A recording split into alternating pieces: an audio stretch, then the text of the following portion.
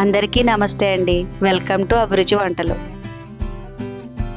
ఎప్పుడు చేస్తున్నట్టు చికెను మటన్లతోనే కాకుండా ఈరోజు మనం ఎగ్తో గోంగూర కర్రీని రెడీ చేసుకుందామండి.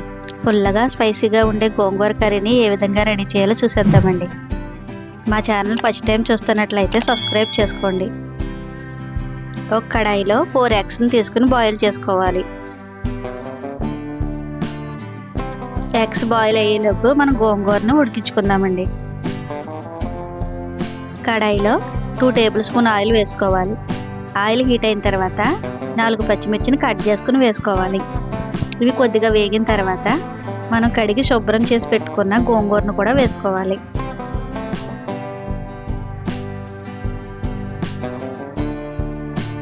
నేను చిన్నవి 3 కట్టల గోంగూరను తీసుకుని శుభ్రం చేసుకున్నానండి.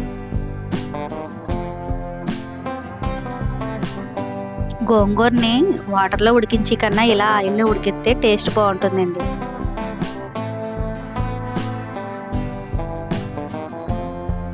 గోంగూర 2 నిమిషాల్లోనే దగ్గరైపోతుందండి. గోంగూర అడిగట్టకుండా కలుపుతూ ఉడికించుకోవాలి. ఇలా ఉడికిన గోంగూరను ఒక ప్లేట్లోకి తీసుకోవాలి.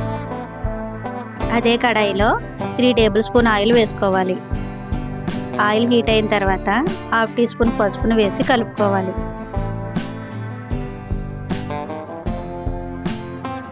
ఎగ్స్ని ఫ్రై చేసే ముందు ఇలా పసుపును వేసుకుని ఫ్రై చేసుకుంటే ఎగ్స్ అంటుకోకుండా బాగా వస్తాయండి.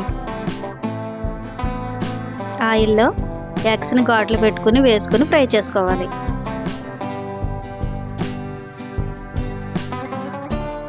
ఎగ్స్ మరీ వేగకుండా కొద్దిగా వేగిన తర్వాత వీటిని ఒక ప్లేట్లోకి తీసుకోవాలి.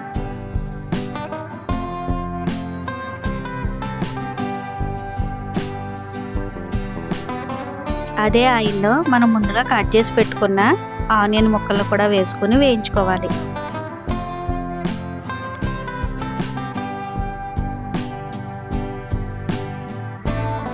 ఆనియన్స్ కొద్దిగా వేగిన తర్వాత ఒక 3 పచ్చిమిర్చిని కట్ చేసుకుని వేసుకోవాలి.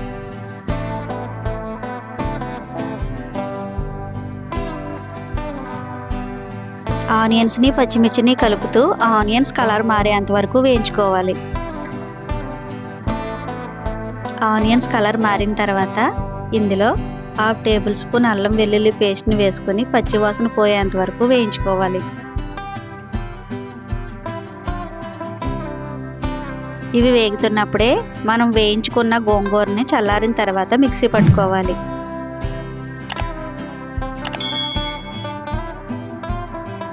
ఆనియన్స్ ఇలా బాగా మగ్గిన తర్వాత మనం మిక్సీ పట్టుకున్న గోంగూర పేస్ట్ని కూడా వేసుకోవాలి.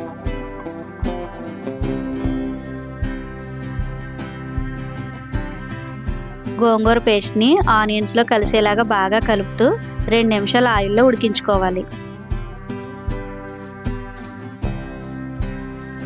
గోంగూరను బాగా కలుపుకున్న తర్వాత ఇందులో 1 టేబుల్ స్పూన్ కారాన్ని, రుచికి సరిపడా సాల్ట్ని వేసుకోవాలి. కారాన్ని చూసుకుని వేసుకోవాలండి. ఆల్రెడీ మనం గోంగూరలో పచ్చిమిర్చిని వేసి ఉడికించుకున్నాం కదా.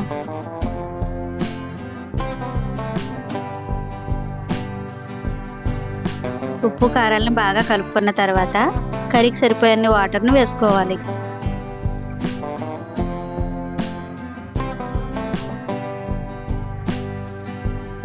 వాటర్ వేసిన తర్వాత ఒకసారి బాగా కలుపుకొని ఇందులో ఉప్పు కారాలను సరిచూసుకోవాలి.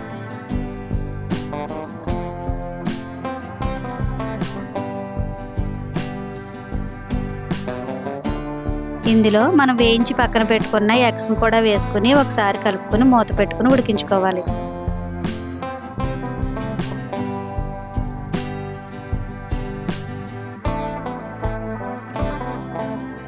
గోంగూర అడుగు పట్టకుండా మధ్య మధ్యలో చూసుకుంటూ ఒకసారి కలుపుకోవాలి.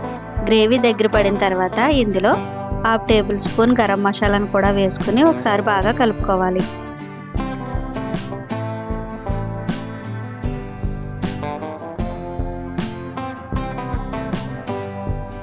మసాలా పొడి వేసిన తర్వాత ఒకసారి బాగా కలుపుకొని మూత పెట్టుకుని 2 నిమిషాల పాటు ఉడికించుకోవాలి. 2 నిమిషాలు ఉడికిన తర్వాత స్పైసీగా పుల్లగా ఉండే మన గోంగూర ఎగ్ కర్రీ రెడీ అండి. ఎంతో రుచిగా ఉండే ఈ కర్రీని మీరు ఒకసారి ట్రై చేసి చూడండి.